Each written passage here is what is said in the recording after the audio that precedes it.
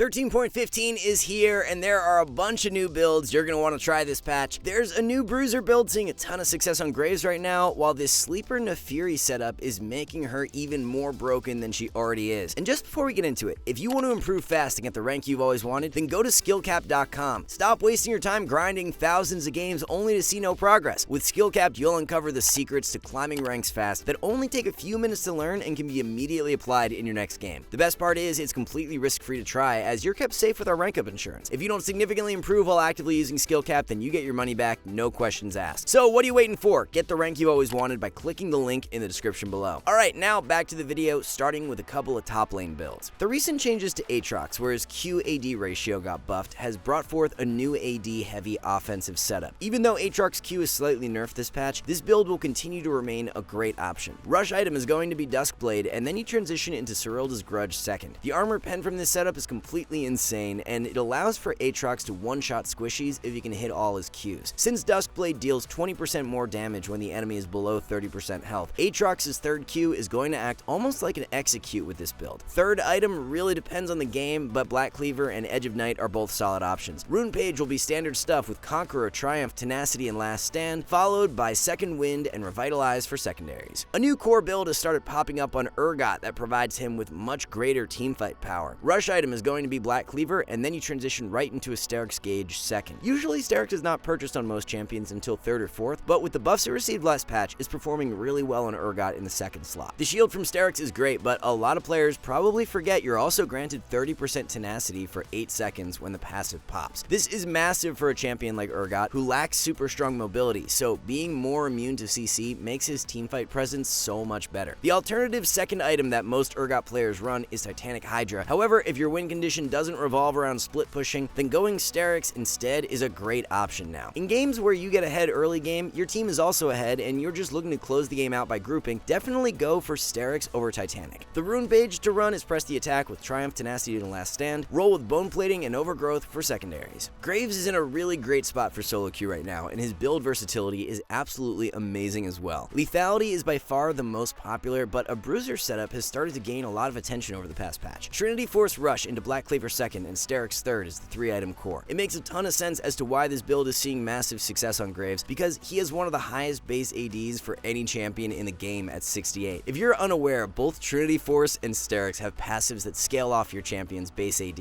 For Trinity Force, the threefold strike passive increases your base AD by 6% on basic attacks, stacking 3 times up to 18%. The Spellblade passive on Trinity scales off 200% of your base AD. As for Sterix, its passive grants you AD equal to 50% of your base AD. 3 passives in this build that scale off base AD, so you can see why this setup is currently the highest win rate core on Graves right now. The Rune Page to take alongside this build consists of Fleet Footwork with Triumph, Alacrity, and Coup de Grace, run Magical Footwear and Futures Market for secondaries. Due to the buffs he received last patch, AD Shaco has made a nice comeback, but most players are building him wrong. Instead of going full out lethality, you want to be playing a hybrid of lethality and crit. Duskblade is the most popular mythic item on Shaco, but you actually want to be running Infinity Edge instead. Prowler's Claw Rush into Essence Reaver second and Infinity Edge third is the 3-item core. Both Prowlers and Infinity Edge were buffed in 13.14, so the value of this build has shot up. Prowlers work so well with Shaco because whenever he pops out of stealth with his Q, he's going to get that bonus damage. Once you complete Essence Reaver, the one-shot power if you can get behind the enemy for a backstab is incredible. This backstab bonus crit strike damage was increased from 40 to 55% last patch, so it's a big reason why this crit-oriented build has become so much stronger. Bonus AD ratio on Shaco Q went up from 50 to 60% as well, so stacking all this AD is more rewarding. For the Rune Page with this build, it's Halo Blades followed by Sudden Impact, Eyeball Collection, and Relentless Hunter. Run Alacrity and Cut Down for secondaries. Next up for a couple of mid lane builds, the first one is a setup that's flying under the radar on Nefiri. Duskblade and Eclipse are by far the most popular rush items on Nefiri, but Ravenous Hydra is outperforming both. In combination with her Q and E AoE damage, the Ravenous Hydra passive allows for Nefiri to chew through waves extremely fast. The true strength of Nefiri lies in her ability to catch enemies out and mow them down with her incredible mobility and burst. By running Ravenous, you can clear waves out faster so you can rotate to fights quicker and be looking for those key flank angles. Second item in the build is going to be Duskblade, and then Black Cleaver is a great third purchase. 2 viable Rune Pages for Nefiri mid right now. Electrocute is most common and you can't really go wrong with it. First Strike is the better analytical performer though, and is going to be a great pickup when you are in melee matchups. Swain mid is without question one of the most undervalued champions for solo queue, and there's this new build build that has been popping up as of recent. Rush item is standard stuff as you're going to pick up Rod of Ages, but the second item is where things get spicy, as you pick up Cosmic Drive. This is currently the highest win rate 2-item core for Swain. Rod is important as the rush item instead of Leandry's when going for Cosmic Drive because you'd be way too squishy otherwise. Cosmic Drive used to provide health, but its stats are now very heavily focused on haste and movement speed. All the movement speed from the item is a big reason why it performs so well on Swain. The champion needs to stick up close to his targets in order to be effective, and the stacking move speed from Cosmic Drive's passive works perfectly. You can gain up to 20% bonus movement speed at max stacks, so the item just allows Swain to stay in range of his targets really well. The rune page is going to be Conqueror with Presence of Mind, Tenacity, and Last Stand, run Conditioning and Overgrowth for secondaries. Now that Gale Force has been nerfed quite heavily, a new build providing Neela with a lot of power consists of going Navori Quick Blades. Well-respected pros like Deft and Gumayushi have been pulling this one out in solo queue. Now, you're actually not going to be rushing the Quick Blades though. It will be your second pickup with the Collector being the rush item. Constant Q weaving is extremely nice with this setup as Quick Blades passive reduces non-ultimates cooldowns whenever you auto-attack. The Collector as a rush item is a really nice snowbally pickup as well since it costs 400 gold less than crit mythic items and provides that lethality which offers nice burst against the enemy ADC. Rune page consists of Conqueror with Triumph, Bloodline, and Last Stand. The best secondaries are Sudden Impact and Treasure Hunter. A build that had fallen out of meta for a while but is now back for 13.15 is Infinity Edge Twitch. Rage Blade had been the optimal mythic item on Twitch for multiple patches, but now that